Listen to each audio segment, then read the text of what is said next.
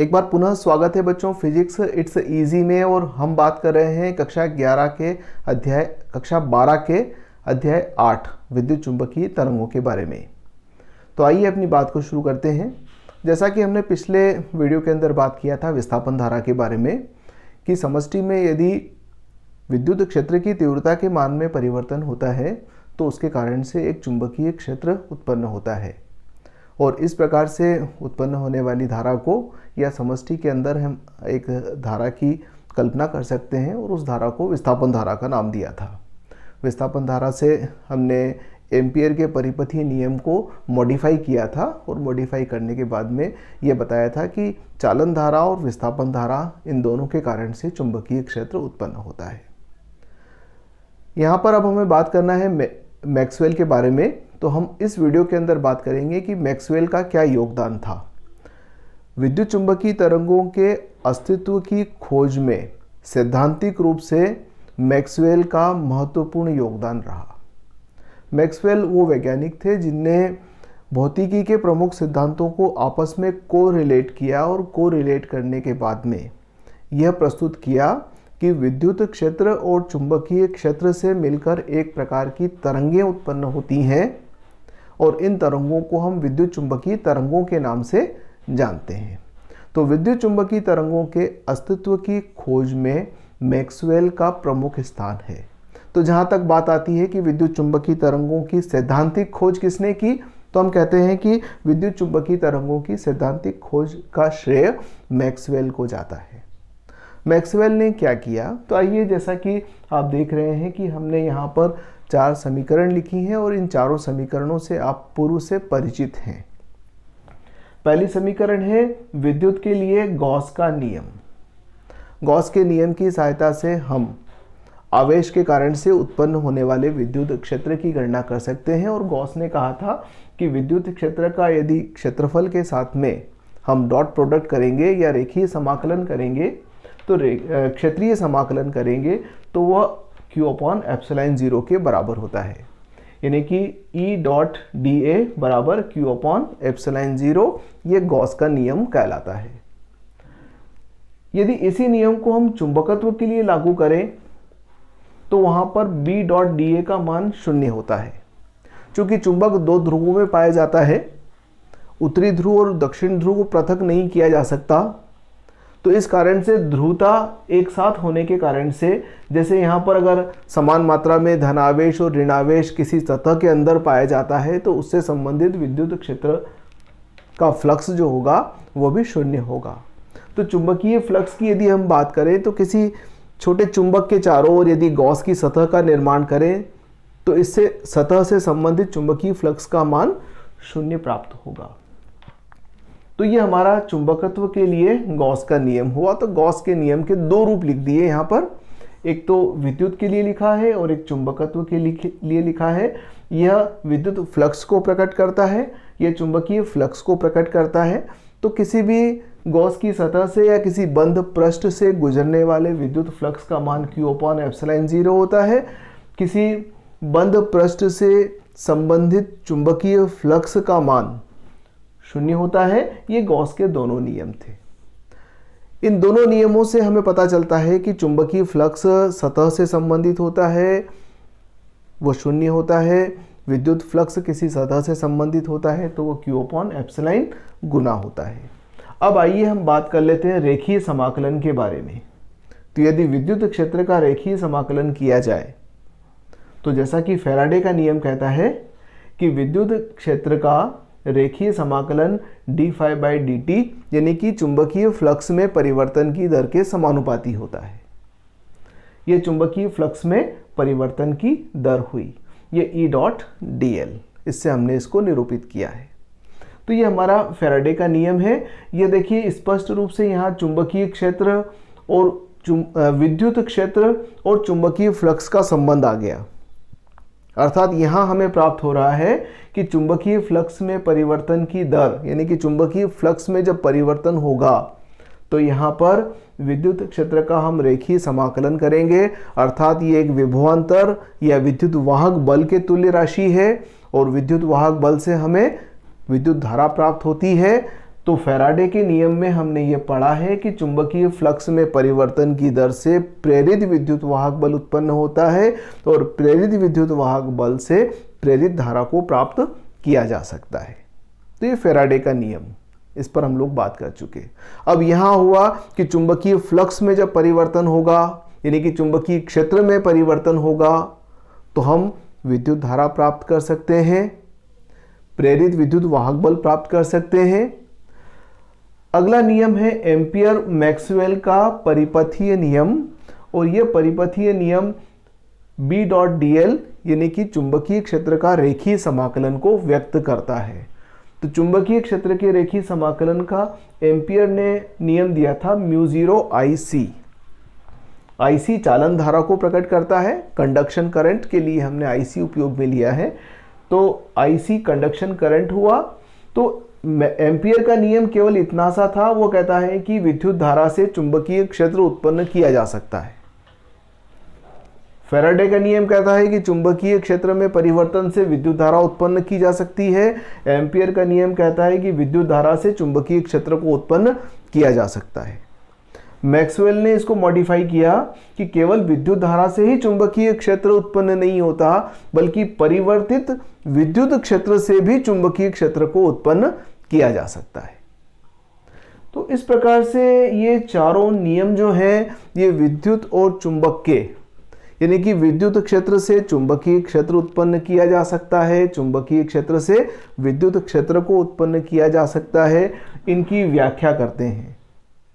Maxwell ने इसके ऊपर अध्ययन किया और उसने यह निष्कर्ष निकाला कि यदि समष्टि में, यानी कि यदि चारों ओर प्रकृति में विद्युत क्षेत्र के मान में परिवर्तन किया जाए तो समय परिवर्तित चुंबकीय क्षेत्र उत्पन्न हो जाता है, और चुंबकीय क्षेत्र के मान में परिवर्तन किया जाए तो समय परिवर्तित विद्युत क्षेत्र उत्पन्न हो जाता है। और यदि ये क्रम लगातार चलता रहे तो समष्टि में विद्युत क्षेत्र और चुंबकीय क्षेत्र के दोलन प्रारंभ हो जाते हैं। इस प्रकार से तो विद्युत क्षेत्र दोलन करने लगता है, चुंबकीय क्षेत्र दोलन करने लगता है। और मित्रों, याद होगा कि यदि दोलन पूरी समष्टि में होते हैं या माध्यम में होते हैं तो उनसे एक तरंगों का निर्माण होता है। अब चूंकि यहाँ पर विद्युत क्षेत्र और चुंबकीय क्षेत्र के दोलन हो रहे हैं, तो चुंबकीय क्षेत्र और विद्युत क्षेत्र के दोलनों से भी एक प्रकार की तरंगों का अस्तित्व प्रमाणित होता है, और उन तरंगों को हम विद्युत चुंबकीय तरंग के नाम से जानते हैं। तो इस प्रकार से मैक्सवेल ने विद्युत चुंबकीय तरंगों के अस्तित्व की नींव रख दी। उन्होंने कहा कि हो न हो ऐसा होगा। तो मैक्सवेल का ये विद्युत चुंबकीय तरंगों के लिए एक महत्वपूर्ण योगदान था। उन्होंने गणितीय रूप से कई सारी व्याख्याएं की। उन्होंने विद्युत चुंबकीय तरंगों की चाल के बारे में गणितीय व्यंजक दे दिया कि विद्युत चुंबकीय तरंगों की चाल क्या होगी। उन्होंने विद्युत चुंबकीय तरंगों के ऊर्जा घनत्व के बारे में बात कर दिया। जैसा कि हम जानते हैं कि तरंग यदि संचरित होती है तो ऊर्जा का संचरण होता है, और ऊर्जा का संचरण होता है तो उस ऊर्जा के संचरण का मान कितना, तो उसके बारे में बता दिया। जब तरंगें संचरित होती हैं तो उनमें तीव्रता होती है। जैसे कि आपने सुनामी का नाम सुना होगा। सुनामी आई थी तो काफ़ी विध्वंसकारी थी, समुद्र से बड़ी बड़ी लहरें आई थी और उन्होंने काफ़ी विनाश किया था। तो यहाँ पर विद्युत चुंबकीय तरंग की यदि हम बात कर रहे हैं तो विद्युत चुंबकीय तरंगों की तीव्रता भी होना चाहिए। तो उन विद्युत चुंबकीय तरंगों की तीव्रता का मान कितना होता है, इसके बारे में भी मैक्सवेल ने गणितीय रूप से निष्कर्ष निकाल दिए।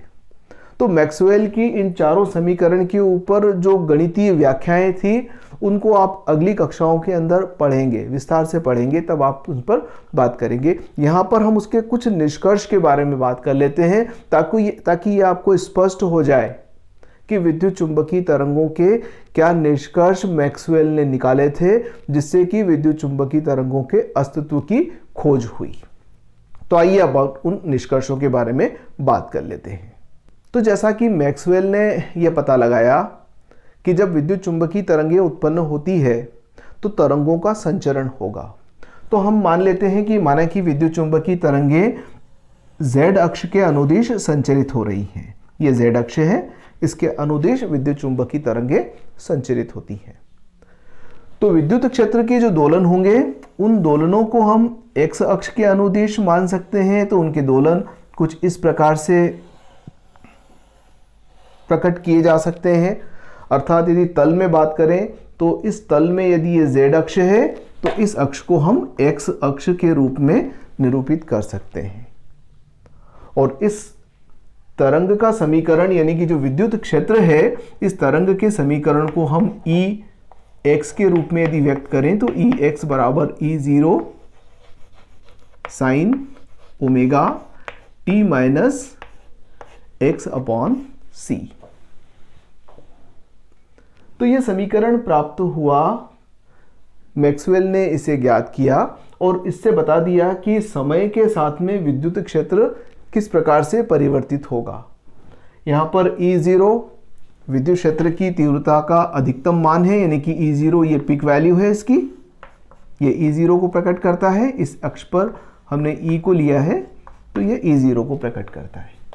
ओमेगा कोणीय आवृत्ति है, अर्थात 2π/T से प्राप्त किया जा सकता है। T दोलन काल हुआ, चुंबकीय विद्युत क्षेत्र यदि दोलन करता है तो उसका दोलन काल इसकी सहायता से ज्ञात होगा। और c जो है ये इस विद्युत चुंबकीय तरंग की चाल है।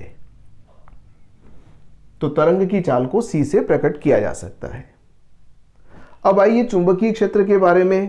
तो ये ज्ञात हुआ कि यदि z अक्ष के अनुदिश तरंग संचरित होती है और x अक्ष के अनुदिश विद्युत क्षेत्र में परिवर्तन होते हैं तो चुंबकीय क्षेत्र में परिवर्तन y अक्ष के अनुदिश होंगे। अब देखिएगा y अक्ष जो होगी वो इस तल के लंबवत होगी इस प्रकार से। तो चुंबकीय क्षेत्र की जो दोलन होंगे वो इस प्रकार से होंगे। यहाँ से ये चुंबकीय क्षेत्र फिर तल के अंदर गया, फिर बाहर, फिर अंदर, यानी कि यदि हम यहाँ प्रकट कर दें इसको तो चुंबकीय क्षेत्र में इस प्रकार से परिवर्तन होंगे, जबकि विद्युत क्षेत्र में इस प्रकार से परिवर्तन होंगे।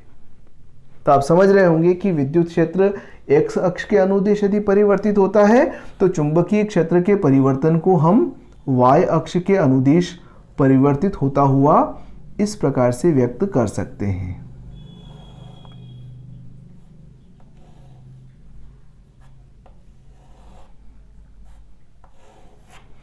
तो ये जो परिवर्तन है ये किसके हैं? चुंबकीय क्षेत्र के हैं। सॉरी,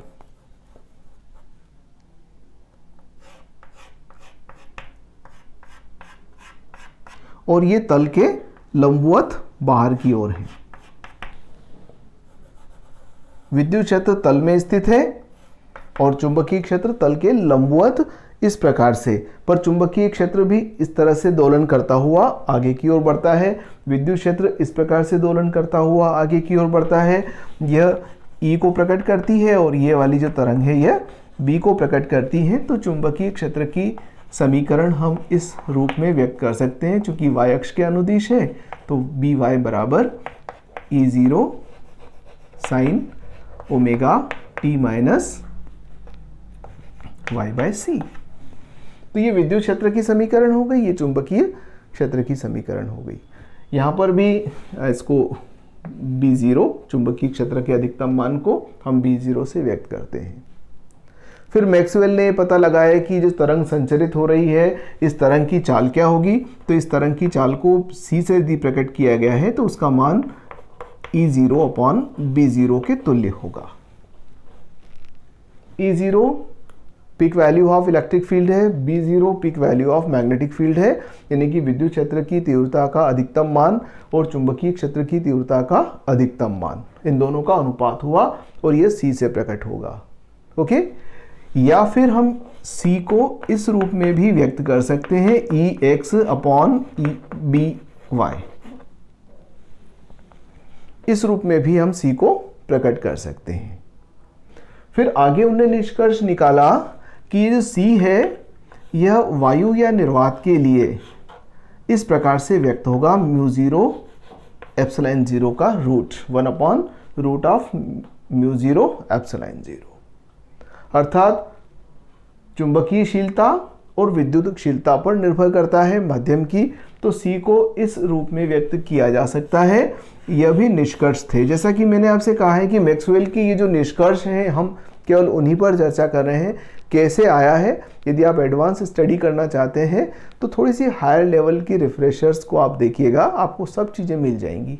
हम यहाँ पर चूँकि पाठ्यक्रम के अनुसार बात करेंगे तो ये व्यक्त करता है चाल के मान को, यानी कि चाल को इस रूप में ज्ञात किया जा सकता है और इसी से प्राप्त होता है कि c की वैल्यू 3 × 10⁸ मीटर पर सेकेंड होती है वायु या निर्वात के लिए। तो वायु या निर्वात में विद्युत चुंबकीय तरंगों की चाल 3 × 10⁸ मीटर प्रति सेकेंड होती है। यदि माध्यम में बात करें तो v को व्यक्त करते हैं म्यू एप्सिलॉन से। ये माध्यम की चुंबकशीलता, ये वायु की विद्युतशीलता हो गई। और यदि इसको रिलेटिव में ले लें हम तो इसको व्यक्त करेंगे तुलनात्मक रूप से μ0 एप्सिलॉन 0 इंटू √ऑफ μr एप्सिलॉन r, यानी कि μ0 को हमने μ0 μr लिखा और एप्सिलॉन 0 को एप्सिलॉन 0 एप्सिलॉन r लिखा। अब आप देखिए इसको c लिख सकते हो आप, तो दैट इज c और इस राशि को हम म्यू से प्रकट करते हैं। ये म्यू कहलाता है माध्यम का अपवर्तनांक, जैसा कि हम आगे आने वाले पाठ में पढ़ेंगे। अपने पूर्व कक्षाओं में पढ़ा है कांच का अपवर्तनांक, जल का अपवर्तनांक। तो वो जो अपवर्तनांक है वो ये प्राप्त हुआ हमें म्यू, और उसका मान क्या होता है 1/, म्यू का मान होता है √ऑफ μr एप्सिलॉन r, यानी कि माध्यम की चुंबकशीलता और माध्यम की विद्युतशीलता का गुणनफल। ये आपेक्षिक विद्युतशीलताएं हैं, उनके गुणनफल के वर्गमूल के बराबर होता है। ये v की वैल्यू हो गई। अब आइए अब थोड़ी सी बात कर लेते हैं ऊर्जा घनत्व के बारे में। ऊर्जा घनत्व, तो जैसा कि परिभाषा से जानते हैं कि एकांक क्षेत्रफल में पाई जाने वाली ऊर्जा को, एकांक आयतन में पाई जाने वाली ऊर्जा को हम ऊर्जा घनत्व के नाम से जानते हैं। क्योंकि यहाँ पर विद्युत क्षेत्र भी है और चुंबकीय क्षेत्र भी है, तो विद्युत क्षेत्र का घनत्व भी होगा ऊर्जा का और चुंबकीय क्षेत्र की ऊर्जा का घनत्व भी होगा। तो यदि विद्युत क्षेत्र की ऊर्जा के घनत्व को हम U से प्रकट कर रहे हैं तो UE बराबर व्यक्त होता है एप्सिलॉन 0 E²/2। और चुंबकीय क्षेत्र की ऊर्जा का घनत्व UB से प्रकट होता है, तो UB बराबर होता है B²/2 μ0। तो विद्युत क्षेत्र के घनत्व को इस समीकरण के द्वारा, चुंबकीय क्षेत्र के घनत्व को इस समीकरण के द्वारा व्यक्त किया जा सकता है। यदि कुल ऊर्जा घनत्व की बात करें तो U बराबर क्या हो जाएगा एप्सिलॉन 0 E²/2 प्लस B²/2 μ0। यहीं पर हम औसत मान भी निकाल सकते हैं। तो U एवरेज, एक्चुअली ये वर्ग माध्य मूल मान से निकलेगा, तो U एवरेज का मान हो जाएगा एप्सिलॉन 0 E0² प्लस B0² μ0। ये औसत ऊर्जा घनत्व को व्यक्त करता है विद्युत क्षेत्र की विद्युत चुंबकीय तरंगों के लिए। अब आइए बात कर लेते हैं कि यदि ऊर्जा घनत्व ज्ञात हो गया तो हमें तीव्रता भी निकाल लेना चाहिए। तो विद्युत चुंबकीय तरंगों की तीव्रता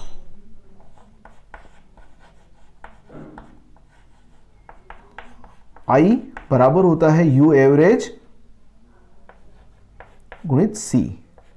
तो यदि हम U एवरेज के ऊपर वाले मान को C से गुणा कर देंगे तो हमें तीव्रता प्राप्त हो जाएगी। तो हमने यहाँ बात किया है कि मैक्सवेल के समीकरण क्या हैं, मैक्सवेल के समीकरण से क्या निष्कर्ष निकले और उन्होंने विद्युत चुंबकीय तरंगों के अस्तित्व की किस प्रकार से खोज की। तो इस वीडियो में इतनी ही बात करते हैं। अगले वीडियो में फिर मिलते हैं जहाँ पर हम बात करेंगे विद्युत चुंबकीय तरंगों की प्रयोगशाला के अंदर खोज किस प्रकार हुई। तो हर्ट्ज ने क्या काम किया, जेसी बोस ने क्या काम किया और मार्कोनी ने क्या काम किया, जिससे कि विद्युत चुंबकीय तरंगों की पुष्टि हुई। यहाँ तो मैक्सवेल ने बता दिया कि ऐसा होगा, परंतु उनकी पुष्टि होना बाकी थी। तो प्रयोगशाला में इनकी पुष्टि की गई हर्ट्ज के प्रयोगों के द्वारा से, जेसी बोस के प्रयोगों के द्वारा से, और मार्कोनी ने फिर इनका व्यावसायिक उपयोग किस प्रकार से किया जा सकता है इसके बारे में बात किया। तो अगले वीडियो में फिर मिलते हैं। धन्यवाद।